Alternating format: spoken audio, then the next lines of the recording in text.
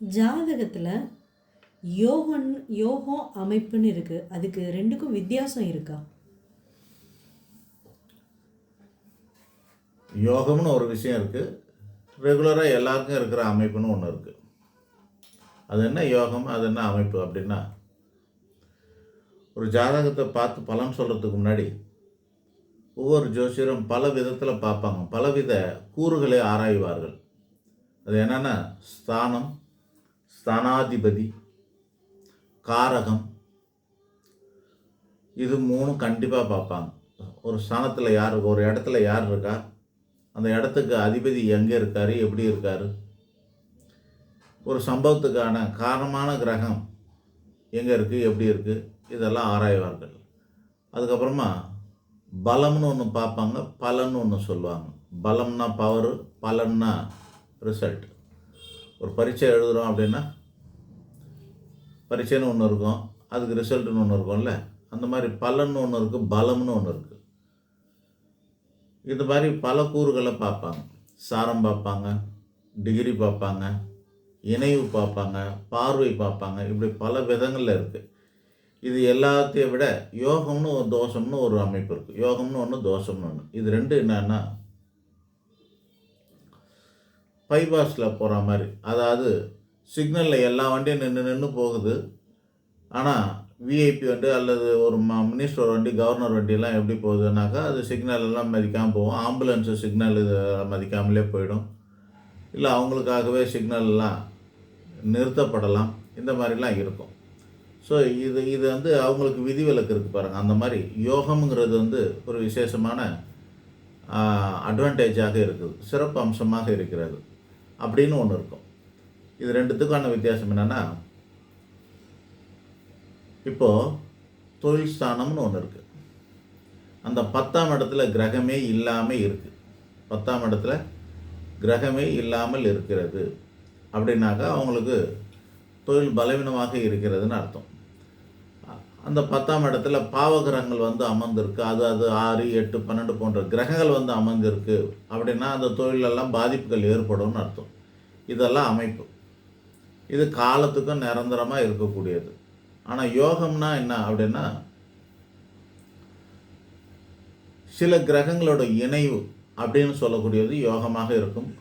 இருவிதமான பலங்கள் ஒன்று சேரும்போது யோகமாக இருக்கும். அது என்ன இருவிதமான பலங்கள் அப்படின்னா, 1, 4, 7, 10ங்கிறது கேந்திர பலம்னு சொல்லக்கூடியது. ரொம்ப பவர்ஃபுல்லான இடம். அந்த இடத்துல இருக்கிற கிரகங்கள் அதிகப்படியான வலுவோடு இருக்கும். அதோடு சேர்த்து சுபத்தன்மையான ஆட்சி அல்லது உச்சம் அப்படின்னு சொல்லக்கூடியதும் சேர்ந்து இருக்குமே. ஆனால் உதாரணத்துக்கு ஒரு லக்னத்துக்கு 4, 7, 10 ஒரு கிரகமை ஆட்சி பெற்று தன்னோட சொந்த வீட்டில் ஆட்சி பெற்று அல்லது உச்ச வீட்டில் இருந்து அவன் இந்த கிரகங்கள் வந்து கேந்திர பலமும் உச்ச பலமும் சேர்ந்து பெறும்போது, இப்போ ஸ்ரீராமர் ஜாதகத்தில் கடக லக்னம்னு பேர். அந்த கடக லக்னத்தில் லக்னத்திலே குரு பகவான் உச்சமாக இருப்பார். லக்னத்திலே குரு பகவான் உச்சமாக இருக்கிறதுக்கு என்ன அர்த்தம் அப்படின்னா அம்ச யோகன்ற பேர் கிடைக்குது. 7ஆம் இடத்துல செவ்வாய் உச்சமாக இருக்கும். கேந்திர பலத்தில் செவ்வாய் உச்சமாக இருக்குன்னா ரூசக யோகம்னு பேர். 4ஆம் இடத்துல சனி பகவான் உச்சமாக இருப்பார் அவருக்கு, அப்படின்னா சசயோகம்னு பேர். 10ஆம் இடத்துல சூரியன் உச்சமாக இருப்பார், ராஜயோகமாக இருக்கிறது. இப்படி பல யோக கிரகங்கள் 4 கேந்திரத்தில் கிரகங்கள் பலமாக இருக்கிறதுனால அது ஒரு அமைப்பாக இருக்கிறது, அது ஒரு யோகா அமைப்பாக இருக்கிறது. இந்த யோகா அமைப்பு இருக்கிறவங்களுக்கு என்ன அட்வான்டேஜ் அப்படின்னா, அபரிதமான வளர்ச்சி, எதிர்பாராத திருப்பம், முன்னேற்றம் இதெல்லாம் கிடைக்கும். அமைப்பு இருக்கிறவங்களுக்கு சீராக இருக்கும். ஏதாவது உதாரணம் சொல்ல முடியுமா அப்படின்னா, நம்ம சூப்பர் ஸ்டார் ரஜினிகாந்தோட ஜாதகத்தில் சந்திரமங்கல யோகம்னு ஒரு யோகம் இருக்குது. ரொம்ப சாதாரண யோகம், பல பேருக்கு இருக்கக்கூடிய அமைப்பு. சந்திரனும் செவ்வாயும் சேர்ந்து இருக்கிற யோகம். இது மாதிரி ரொம்ப சொற்பமான யோகம்தான் இருக்குது, இல்லை யோகமே இல்லை அப்படின்லாம் அவர்கிட்ட சொல்லலாம். ஆனால் நம்மளாம் நினைக்கிறோம் அவருக்கு அநேக யோகம் இருக்குது அப்படின்னு. ஒரு கிரகம் கூட ஆட்சி உச்சம்லாம் கிடையாது அவர் ஜாதகத்தில். இந்த செவ்வாயை தவிர வேறு எந்த கிரகமும் ஆட்சியும் பெறலை, உச்சமும் பெறவில்லை. 4 கிரகம் 5 கிரகம் ஆட்சி உச்சம்லாம் இல்லை. ஆனால் ஒரு அமோகமாக இருக்கிறதுக்கு காரணம் அமைப்பு. இந்த ஜாதகத்தில் கிரகங்களோட அமைப்பு கெட்டுப்போகாத அமைப்பு, பலமாக இருக்கக்கூடிய அமைப்பு இல்லைனாலும் சீராக இருக்கக்கூடிய அமைப்பு. அப்படி இருக்கிற காரணத்தினால அவர் இடத்த இழக்காமல் அப்படியே சீராக இருக்குது.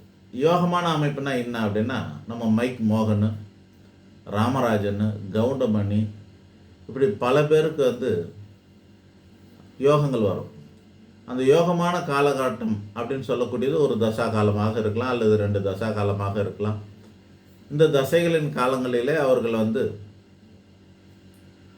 ஓஹோன்னு இருப்பாங்க. அதுக்கப்புறம் அவங்க எங்கே இருக்கிறாங்கன்னு தெரியாது, காணாமல் போயிடுவாங்க. அரசியலில் பல பேரை பார்க்கலாம், ஓஹோன்னு இருந்தவங்க பின்னாடி காணாமல் போயிடுவாங்க. சினிமாவில் பல பேரை பார்க்கலாம், ஓஹோன்னு இருந்தவங்க பின்னாடி காணாமல் போயிடுவாங்க. தொழில்துறையில் அப்படி தான், ஓஹோன்னு இருந்தவங்க பின்னாடி காணாமல் போயிடுவாங்க. இதெல்லாம் யோகத்தினால வந்தது. இந்த யோகத்தினால வந்தது நிலைக்கணும்னா அமைப்பு தான் முக்கியம். சரியான அமைப்பில் இருந்தது கிரகங்கள் அப்படின்னாக்கா யோகம் இல்லாமல் கூட வாழ்க்கை சீராக இருக்குங்க. ஒரு இடம் நமக்கு கிடச்சுன்னா அந்த இடம் தக்க வச்சுக்கிட்டு வாழ்நாள் ஃபுல்லாக அந்த இடத்துல இருக்கக்கூடிய அமைப்பாக இருக்கும். 10ஆம் இடத்துல ஒரே ஒரு கிரகம் இருக்குதுன்னு வச்சுங்களேன், அரசாங்கத்தில் கூட வேலை செய்வார், கடைநிலை ஊழியராக கூட இருக்கலாம். ஆனால் அவர் 60 வயசு வரைக்கும் அந்த ஊழியத்திலே இருப்பாருங்க. அந்த வேலையிலே 60 வயசு வரைக்கும்லாம் இருப்பார். சில யோகம் இருந்ததுன்னா அப்பப்போ ஒரு 5 நாளுக்கு 10 நாளைக்கெல்லாம் சிஎம் ஆகிட்டு போயிடுவாங்க. பார்த்துருப்பீங்க. ஓ பன்னீர்செல்வம் ஐயாவுக்கு 3 முறை சிஎம் ஆகிட்டு போயிட்டார். எடப்பாடியார் 4.5 வருஷம் சிஎம்மாக இருந்துட்டார். ஒரு விஷயங்கள் 3 விஷயமாக நம்ம சொல்லலாம், 3 விதத்தில். 1 ஃப்ளூக்கு, 2 லக்கு, 3 பை ஒர்க்கு. 1 ஃப்ளூக்கில் வர்றது திரும்ப வராது, ஒரு முறை தான் வரும். ஏதாச்சுமா ஒரு பாலை தூக்கி போட்டாக்கா பேஸ்கெட்டில் கரெக்டாக போட்டாங்கன்னா அது ஃப்ளூக்கு. ஆனால் பல முறை போட்டாங்கன்னா அது லக்கு. ஆனால் முறையாக பயிற்சி பெற்று தொடர்ந்து போடக்கூடியவங்களுக்கு பேர் அதுதான் பை ஒர்க்கு. இந்த தொடர்ச்சியாக நடக்கக்கூடியதெல்லாம் அமைப்பின் காரணமாக உள்ளவர்களால் தான் முடியும். சில காலம் போகிறவங்களுக்கு அது யோகத்தின் காலமாக இருக்கும், யோகத்தின் காரணமாக இருக்கும்.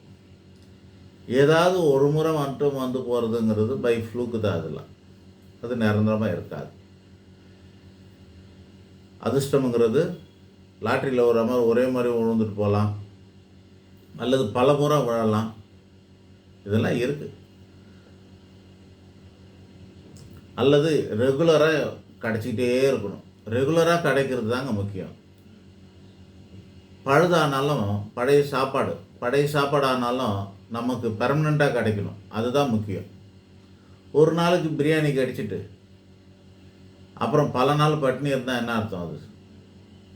ஸோ ஒரு நாள் விருந்து சாப்பாடு மாதிரி கிடைக்கிறதுக்கு பேர் அது யோகம். நிரந்தரமாக கிடைக்கிறதுக்கு பேர் பெர்மனெண்ட்டாக கிடைக்குது. அது என்ன இருக்குதோ அது கொஞ்சமா அல்லது மீடியமா அப்படிங்கிறது, அல்லது பெரிய அளவுலையா நிரந்தரமாக இருந்ததுன்னா அது பேர் அமைப்பு. ஆக யோகத்தை விட அமைப்பு தான் சிறந்தது. அமைப்பை நம்பலாம், யோகத்தை நம்ப முடியாது. அது காலம் கடந்து கூட நமக்கு உபயோகம் இல்லாத காலத்தில் கூட நமக்கு பல்லு போன பிறகு கூட பட்டாணி கிடைக்கலாம். காலம் கடந்த பிறகு கூட நமக்கு வயசானதுக்கப்புறம் கூட சில பேருக்கு சில விஷயங்கள்லாம் நடக்கலாம். அதெல்லாம் பிரயோஜனப்படாது. எது கிடைச்சாலும் நீங்கள் பார்த்தீங்கன்னா நிறைய பேர் பேச்சு வழக்கில் சொல்லுவாங்க, சும்மா கிடைச்சது நீடிக்காது நிலைக்காதுன்னுவாங்க. அந்த மாதிரி அதிர்ஷ்டத்தின் அடிப்படையில் வந்ததெல்லாம் நீடிக்காது நிலைக்காது. உழைப்பின் அடிப்படையில் வரணும். உழைக்கணும், உழைச்சா மாதிரி வரணும். அந்த உழைச்சி பெறக்கூடியதுங்கிறதுக்கு பேர் தான் அமைப்பு. அந்த அமைப்பு இருக்கணுங்க. அப்படி இருந்ததுன்னா அவங்களுக்கு எது வேணாலும், ஒரு வீடு, ஒரு வாகனம், ஒரு மனைவி, மனைவி கூட அதிர்ஷ்டமாக இருந்ததுனாக்கா, அமைப்பாக இருந்தாக்கா அவங்க நீடிச்சு நிற்பாங்க. சும்மா ஒரு ஃப்ளூக்கில் எதுலையோ வந்ததுன்னா, ஃப்ளூக்கில் வந்தால் டக்குன்னு வந்து கல்யாணம் ஆகிட்டு 90 நாளில் டைவர்ஸ் வாங்கிட்டு போயின்னே இருப்பாங்க. இல்லை விபத்துன்னு ஏதாவது நடந்து போயிடுவாங்க. ஒரு காலம் வரைக்கும் 5 வருஷம் 3 வருஷம் 4 வருஷம்னு வாழ்ந்துட்டு அதுக்கப்புறம் டிவோர்ஸ் வாங்குறவங்களாம் இருப்பாங்க. கல்யாணம் கூட அமைப்பாக இருக்கணும், யோகமாக இருக்கக்கூடாது. கல்யாண யோகம் இருக்கான்னு தான் வந்து கேட்பாங்க. இருக்கப்போ கல்யாண யோகம் இருக்குது. யோகத்துலலாம் அமைஞ்சு போச்சுன்னா அதெல்லாம் நீடிக்காது, நிலைக்காது. அந்த இடம் நல்லா இருக்கணும். 1 7 சேர்ந்து இருக்கலாம். காலத்துக்கு அவங்க ஒன்றா இருக்கிறதுக்கான வாய்ப்பு உண்டாகும். 6 8 12 இல்லாமல் இருக்கணும். 7ஆம் இடம்ன்ற திருமண ஸ்தானம் 6 8 12 இல்லாமல் இருக்கணும். அப்படி இருந்தாக்கா அது தோஷம், அது வந்து நீடிக்காது. 2 அமைப்பும் இருக்கும். சில பேருக்கு யோகமும் இருக்கும், திருமண ஸ்தானம் எங்கேயோ ஒரு இடத்துல பலம் பெற்றிருப்பார், அந்த யோகத்தின் காரணமாக கல்யாணம் நடந்துடும். ஆனால் அது கெட்டு போயிருக்கும், 6 8 12ஓட அமைஞ்சு இருக்கும், சேர்ந்து இருக்கும். அப்படி இருந்ததுன்னா அது நல்லா இருக்காது. ஆக கிரகங்கள் இணைந்தா, இப்போ 2ஆம் இடம் 10ஆம் இடம் சேர்ந்தால் தனகர்மாபதி யோகம்னு சொல்லுவாங்க. தனகர்மாபதி யோகம் இருக்கிறவங்களுக்கு பணம் வந்து செய்கிற வேலையினால கிடைக்கும் அப்படின்வாங்க. சரி, கிடைக்குது. ஆனால் 6ஆம் அதிபதி 8ஆம் அதிபதி 10ல் வந்து உட்காந்துருக்காரு. அப்போ என்ன ஆகும் அப்படின்னா, செய்கிற வேலை நீடிக்காதே. சில பேருக்கு கவர்மெண்ட் ஜாப் கிடைக்கும், அப்புறம் சஸ்பென்ஷன் ஆர்டர் வாங்கி கையில் வச்சுக்கின்னு 50 வயசு 60 வயசு வரைக்கும் கேஸ் நடத்திட்டு இருப்பாங்க. கேள்விப்பட்டிருக்கீங்களா? ஸோ அமைப்பில் இல்லை. யோகத்தினால் கிடைச்ச வேலை பிடுங்கிடுச்சு, போயிடுச்சு. அமைப்பு இல்லாததுனால அவங்க தொடர்ந்து சம்பளம் வாங்க முடியாமல் போயிடுது. ஆக யோகம் நிலைக்காது. யோகத்தை எதிர்பார்க்காதீங்க. அதெல்லாம் வந்து அதை நம்பிக்கிட்டு வாழாதீங்க. எனக்கு அந்த யோகம் இருக்குது, நிறைய பேர் அந்த யோகம் இருக்குது இந்த யோகம் இருக்குதுன்னு சொல்கிறாங்களே, எதுவுமே வரலையே. எனக்கு கஜகேசரி யோகம் இருக்குன்னா, குருச்சந்திர யோகம் இருக்குன்றாங்க, அது இருக்குது இது இருக்குது, எனக்கு ஒன்றும் நடக்கலையே அப்படின்னா 8ஆம் இடத்துல இருந்து அவ்வளோ நடக்காதுன்னு வச்சுக்கங்களேன். சிம்ம லக்னத்துக்கு 8ல் குருச்சந்திர யோகம் இருக்கும், கஜகேசரி யோகம் இருக்கும். சீக்கிரம் நடக்குமானா நடக்காது. ஏன்னா அந்த குருச்சந்திரன், குருங்கிறவர் 8ஆம் அதிபதி, சந்திரங்கிறவர் 12ஆம் அதிபதி. ஸோ 8க்கும் 12க்கும் இவன்லாம் சேர்ந்து 8லேயே இருக்கிறான் அப்படின்னும் போது அதனால் வரக்கூடிய குருச்சந்திர யோகம் கஜகேசரி யோகம் பெருசாக பலன் தராது, அது நீடிக்காது, நிலைக்காது. அது மாதிரி யோகங்கிறத விட நமக்கு அமைப்பு தான் முக்கியம். பல பேர் ஜோசியரும் சரி பொதுமக்களும் சரி யோகத்து மேலே தான் ஒரு மோகமாக இருக்கிறாங்க. யோகத்தை நம்பாதீங்க. யோகத்துக்கு பெருசாக கொடுக்க, அதெல்லாம் எக்ஸ்ட்ரா நம்ம சாப்பிட்ற சாப்பாட்டில் நடுவில் ஏற்றாந்து பாயசம் ஊற்றுற மாதிரி அதெல்லாம் வந்து எக்ஸ்ட்ரா சமாச்சாரமாக வச்சுக்கணும் வழிய நமக்கு டெய்லி சாப்பிட்றதுக்கு சாப்பாடு வேணும்னு நினைக்கணும். அமைப்பு நல்லா இருக்கான்னு பாருங்கள். அமைப்பை சரிப்படுத்த நீங்கள் பாருங்கள். அமைப்பான கிரகங்கள் பலமிழந்திருந்தால் அதுக்கு இந்த மாதிரி ராசிக்கல்ல அது இதெல்லாம் போட்டு பலப்படுத்திக்கிறது நல்லது. நன்றி. இதில் எனக்கு ஒரு டவுட்டு. இப்போ ஒருத்தருக்கு யோகமும் இல்லாமல் அமைப்பும் சரியில்லாமல் இருக்குது, அவங்களுக்கு எப்படி அது சரியாகும்? சரியெல்லாம் ஆகாது. யோகமும் இல்லாமல் அமைப்பும் இல்லாமல் இருந்ததுன்னா, யோகம் இருந்தால் கொஞ்ச நாளைக்காச்சும் நல்லா இருக்கலாம், அமைப்பு இருந்தால் நிரந்தரமாக நல்லா இருக்கலாம். கொஞ்ச நாளைக்கு நல்லா இருக்கிறதுக்குலாம் அமைப்பும் இல்லை அப்படின்னாக்கா அவங்க நல்லா இருக்கிறது கஷ்டம்தான். அப்போ என்ன பண்ணணும்? பரிகாரம் தான் ஒரே வழி. அதிசயத்தை ஆண்டவன் தான் நிகழ்த்துவான். பரிகாரங்கிறது நமக்கு அவசியமாக இருக்குது. அதுனா பரிகாரம்னா என்ன அர்த்தம் அப்படின்னா, நம்ம அன்றாடம் சாப்பிட்ற சாப்பாடில் நமக்கு சக்தி கிடைக்குதா இல்லையா? ஒருவேளை நமக்கு வந்து சாப்பிட்ற சாப்பாடெல்லாம் சக்தியாக சாப்பிடும்போது திடீர்னு வந்து நமக்கு வயிறு உபாதைகளில் நான் தொடர்ந்து லூஸ் மோஷன்லாம் ஆகிட்டு போயிடுச்சு அப்படின்னாக்கா எனர்ஜி போயிடுமா இல்லையா? எனர்ஜி போயினவங்க என்ன பண்ணுவாங்க? சாப்பாடு இல்லாதவங்க துவண்டு போயிருப்பாங்க. அப்படி தோண்டு இருக்கிறவங்களுக்கு இமீடியட்டாக எனர்ஜி கிடைக்கணும்னு என்ன பண்ணுறாங்க? குளுக்கோஸ் ஏற்றுறாங்க, செலைன் பாட்டில் ஏற்றுறாங்க. அப்படி ஏற்றும் போது அவங்க எழுந்து உக்காந்துக்கிறாங்க இல்லையா? அந்த மாதிரி பக்தி பரிகாரம் அன்றாடம் செய்கிற பக்தி நம்ம தினமும் சாப்பிட்ற சாப்பாடு மாதிரி அன்றாடடிக்கு நமக்கான உழைப்புக்கு அந்த பக்தி யூஸ் ஆகும். பரிகாரங்கிறது பலவீனமானவங்களுக்கு செய்யப்படுவது பரிகாரம். ஆக நீங்கள் சொல்கிற மாதிரி நம்ம ஜாதகத்தில் அமைப்பும் இல்லாமல் யோகமும் இல்லாமல் இருந்ததுன்னா பரிகாரம் பண்ணி தான் வாழ்க்கை ஓட்டணும். பெரும்பாலும் ரொம்ப அமைப்பு இல்லாமல் இருக்கிறவங்களுக்கு பரிகாரம் செய்கிறது கூட விதி இருக்காது. விருதி இருந்தாலும் விருப்பம் இருக்காது. விதியும் விருப்பமும் இருக்கிற பட்சத்தில் தான் அதெல்லாம் செய்யவே முடியும். சில பேருக்கு விதி இருக்காது, சில பேருக்கு விருப்பம் இருக்காது. காசு பணம் கோடி கோடியாக வச்சுருப்பாங்க, கடவுளை நம்புவாங்க, ஆனால் பரிகாரம் சொல்கிறோன்னு நம்ப மாட்டாங்க. ஸோ அவனுக்கு விதி இல்லைன்னு அர்த்தம். அதனால் அவன் நம்மக்கிட்ட செஞ்சுக்கிறதுக்கு விருப்பப்பட மாட்டான்னு அர்த்தம். ஆக பலவீனமான ஜாதகங்கள் அமைப்பும் இல்லாமல் இருந்தால், யோகமும் இல்லாமல் இருந்தால் நமக்கு அவங்க வாழ்க்கை ரொம்ப கஷ்டம்தான். கடவுளை தான் நாடணும், ரொம்ப அக்கறை எடுத்துக்கணும். எதெல்லாம் பலவீனமாக இருக்கோ, டிஃபிஷியன்சியாக இருக்கோ அதெல்லாம் நம்ம எப்படி விட்டமின் டிஃபிஷியன்சிக்கு நம்ம நியூரோபியானா அந்த மாத்திரை இந்த மாத்திரைன்னு சொல்லி எடுத்து நம்ம கவர் பண்ணிக்கிறோமோ, அதுபோல் டிஃபிஷியன்சியை கவர் பண்ணுறதுக்கு தான் நம்ம பரிகாரத்துன்ற பேர்லேயும் ராசிக்கல்லுங்கிற பேரெல்லாம் நம்ம வச்சுருக்குறோம். இந்த மாதிரியான முறைகளில் தான் நம்ம வாழ்க்கையை ஓட்டணும். வேறு வழி கிடையாது. மருந்து எடுத்துக்கிட்டு தான் வாழ்க்கையை ஓட்டணுன்னாக்கா அப்படி தான் ஓடுவோம். மருத்துவத்துக்கும் ஜோசியத்துக்கும் ரொம்ப இருக்குது. ரெண்டுமே கர்ம தொழில் தான். அதனால தான் மருந்தையே உதாரணமாக சொல்ல வேண்டியதாக இருக்குது. இயற்கையாக நமக்கு பலமாக இல்லை, பிறக்கும்போதே கண்ணு சரியில்லைன்னா பிறக்கும்போதே கூட கண்ணாடி போடுறாங்களே. கண்ணுக்கு பாதியில் கெட்டு போச்சு, அப்பவும் கண்ணாடி போட்டு ஓட்டுறோம். சுத்தமாக கெட்டு போச்சுன்னா கண்ணாடி போட்டு என்ன பிரயோஜனம் இருக்குது? இதில் புத்தி பலமாக இருந்ததுன்னா அது வேலை செய்யுமா? தசா புத்தி, தசா புத்தியில் மனுஷ புத்தி, மதி பலமாக இருந்ததுன்னா அவங்களுக்கு அது வேலை செய்யும்ல. 4 விஷயம் சேர்ந்தது தாங்க வாழ்க்கை. விதி, மதி, காலம், நேரம். இது 4ம் ஒரே நேர்கோட்டில் இருந்தால் தான்.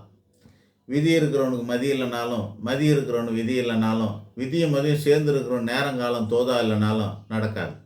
நீங்கள் இந்த டேபிளை நீங்கள் ஞாபகம் வச்சுக்கலாம். 4 காலம் ஒன்றா இருக்குது, 4 காலம் நல்லா இருக்கணும்.